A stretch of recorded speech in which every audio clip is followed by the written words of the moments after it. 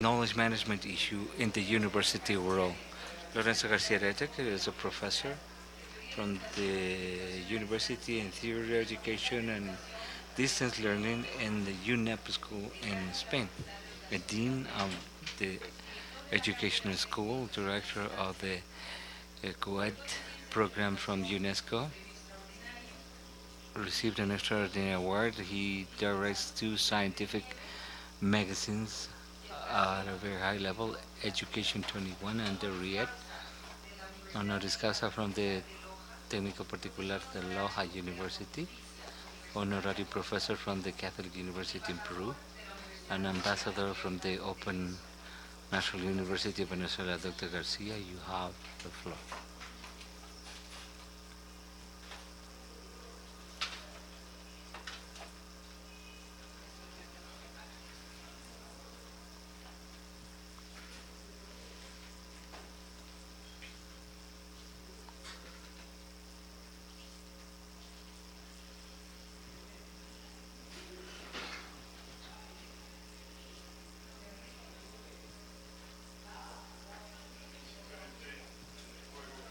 Well, I very simply ask you to read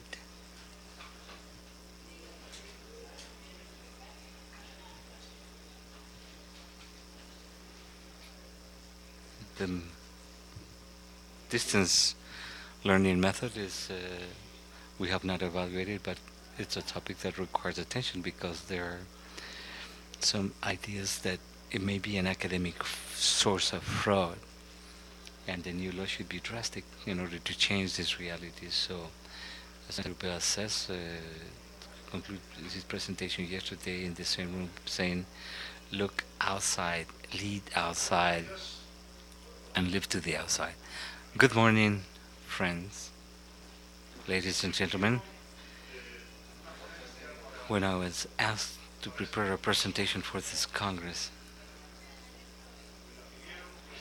they asked me on the pedagogical implications of the Web 2.0, WAB 2.0, and I brought the ideas in writing to put them in the PowerPoint presentation. But a couple of days ago, the text that I have put on the screen arrives in my hand, and then I decided to make a different presentation, a very different presentation. And the different presentation mentions the text that I have shown before, and that's the reason why I asked myself, can you rely on distance learning? Because in face of what you have read before, it would seem that you can't. Before I begin, I would like to thank IOHE, the Universidad Particular de Loja, for this opportunity that we have been granted, and congratulate Mr. Principal Chancellor for the excellence of this Congress, the excellent presentations. I hope that we do not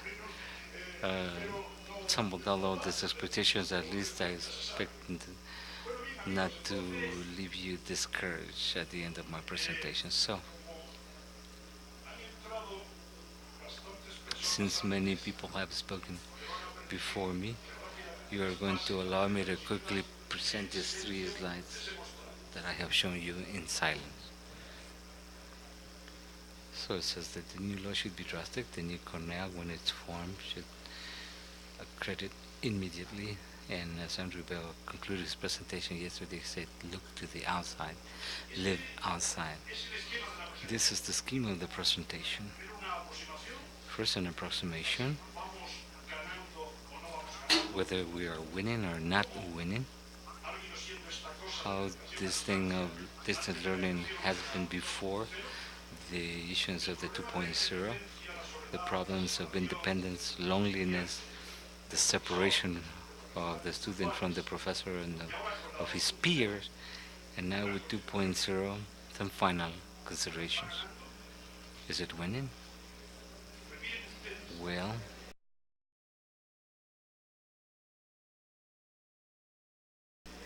learning has become stronger, and it is winning, and this is expressed in the number of institutions that participate in distance learning, that have programs for distance learning when they are not called entities at a distance learning, the number of researchers, the number of teachers, the number of students that at a moment relied upon distance learning and that they could achieve academic titles, academic degrees, academic diplomas. But above all, and this would be the most important thing, it's winning, from my point of view, in results of efficacy and efficiency. I have been for many years devoting my time only to this. I always say that this is not my invention. I've been published so many books, so many magazines referring to this. I would say that the only thing that I do is this. So I have experience on these issues because besides attempting to study deeply this issue, I have studied as a formal student. I am innocent in this modality. I have been a tutor in the modality.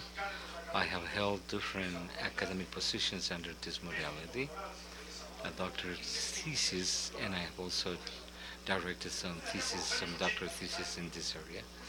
In 1980, we started a job, I think quite ample, on the performance of distance learning in a Spanish region of Extremadura, where there was a single center linked to UNESCO and where there was a single in-campus university, although at the moment there are two. The conclusion of that wide research, one, it was a conclusion that was rather solid, the statement that the efficacy of distance learning contrasted and in comparison to in-campus or presential was of at least similar characteristics.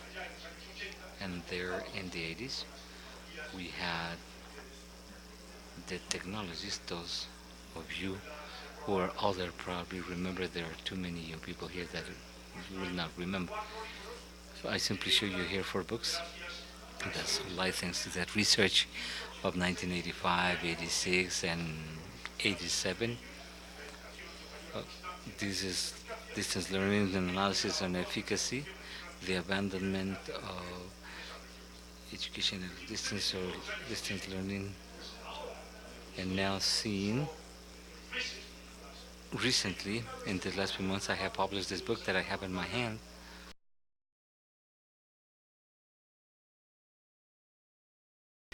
and it's winning.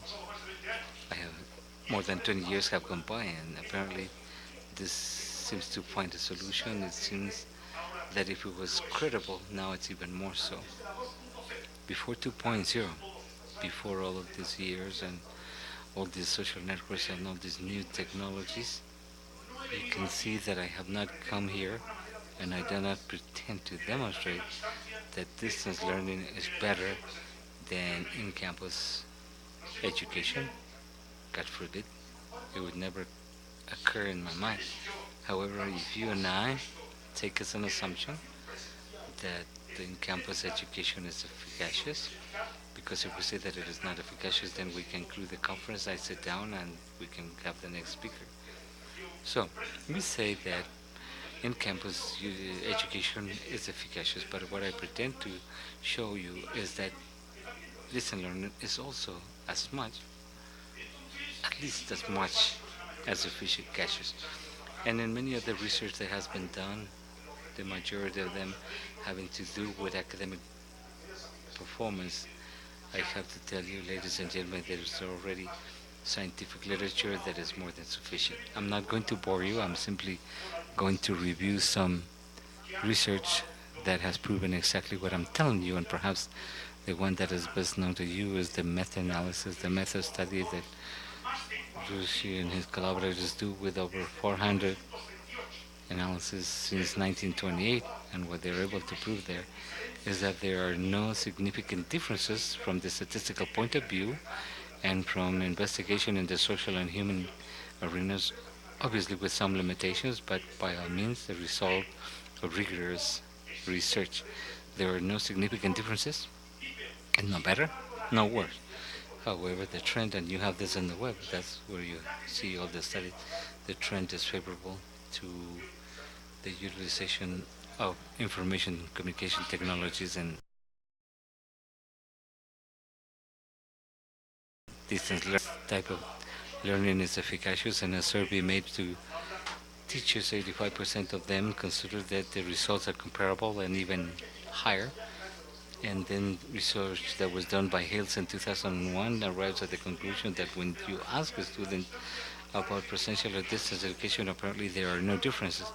However, when you go to academic results, to the minutes of the examinations, it seems like that results are better in distance learning. There's other research, and I'm not going to insist on this. Everything is documented, sufficiently documented, and it's the fruit of a job that I'm about to publish in a scientific magazine. And these are progress in a gathering with the most relevant work in my understanding relating to this topic. And even more so, here, Bernard in the year 2004 published a report where he, besides pointing the academic good results, was pointing to 232 tasks carried out between 1985 and 2002. And in campus or presential, slightly better when the processes are synchronized. Obviously, we work more in asynchronous environments, and in those asynchronous environments, distant learning offer better results. Okay, my friend, it seems proven that learning is not the fruit, whether the presence is there or it is done at a distance. Learning comes highlighted, and this is not the result of this research, but also this support the idea. It has to do with the design and pedagogical methodology that is utilized. So these characteristics similar to distance learning could be guaranteed in as long as the objectives are clear, the design, the methodology, the resources, and that all of this is adjusted to pedagogical parameters of high quality. So what I have said about distance learning would guarantee success, but also in in-campus education, when I showed in the first slide the result of an interview to a high Ecuadorian representative where he speaks about fraud in distance learning, well, if those circumstances would not happen in campus, couldn't we also speak about fraud there?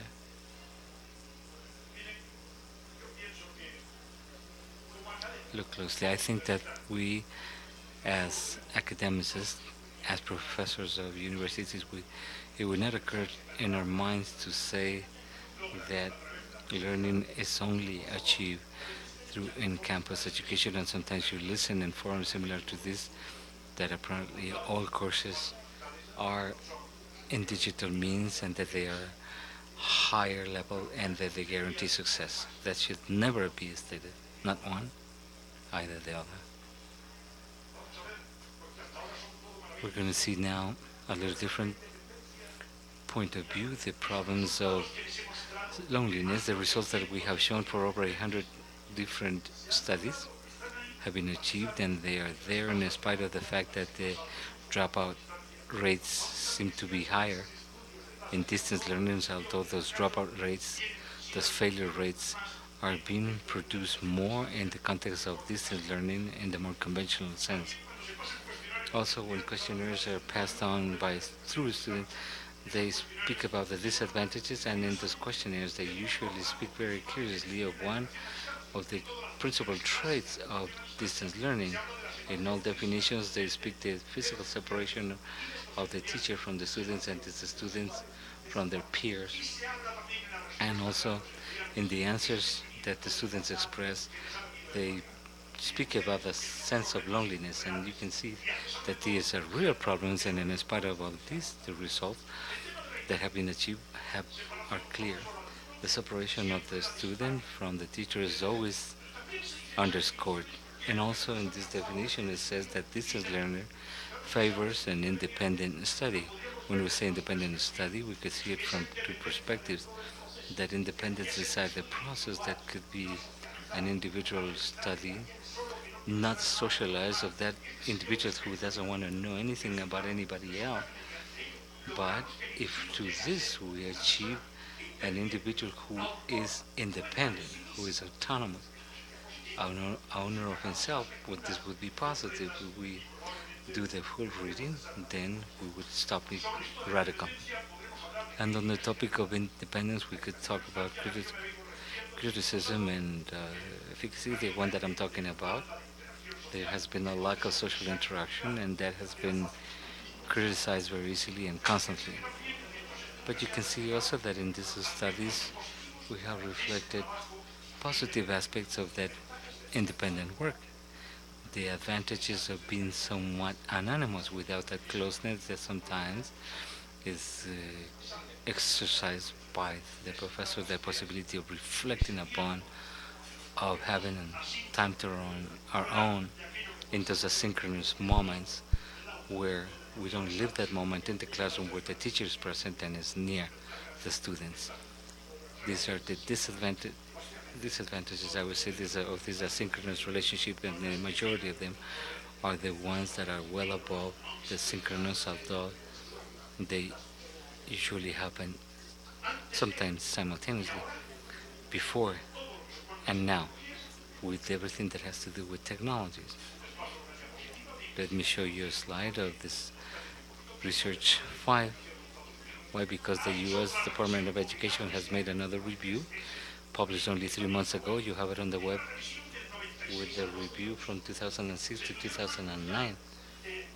Over 1,000 empirical studies of online learning were reviewed, and it seemed that the results were better for the students online than for those on campus.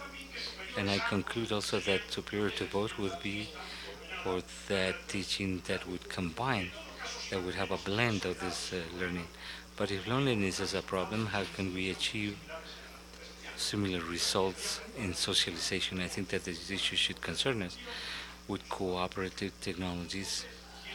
If that distance learning I was telling you was winning before with that scarce interaction, what can be said today when we have this cooperative tools, the social network, the social world, software, etc., and Web 2.0, as we speak in this Congress a lot. I don't even devote it 1 second because of these issues that I present to you. Social because it facilitates attention to practically all tasks that we can imagine today in campus environments.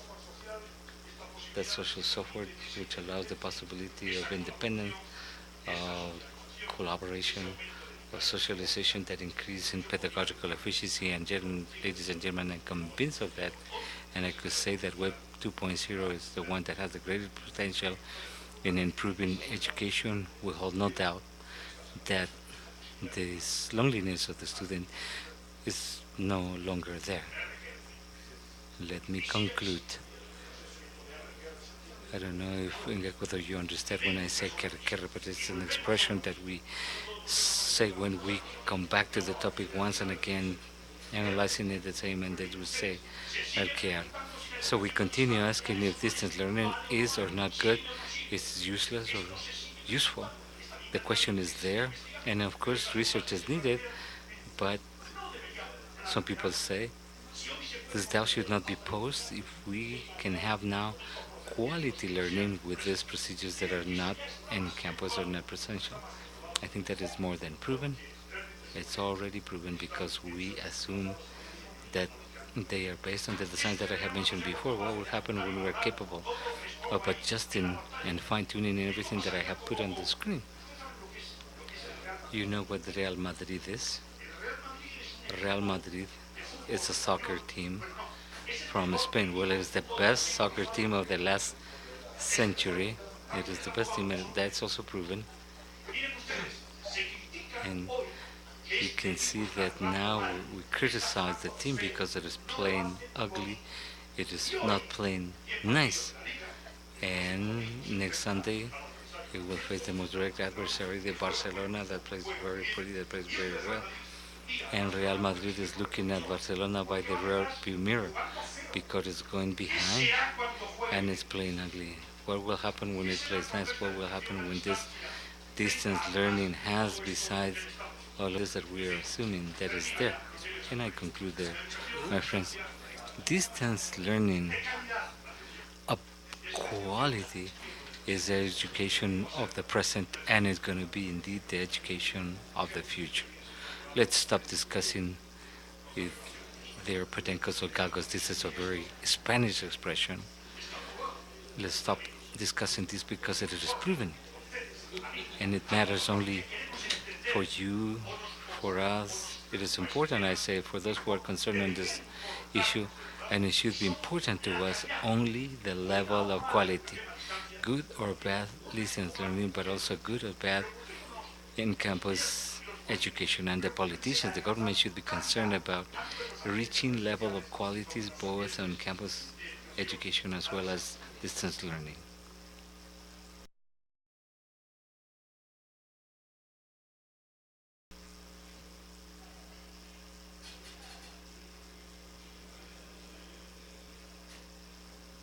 So it wouldn't be bad to look to the outside and live in the outside. Thank you very much.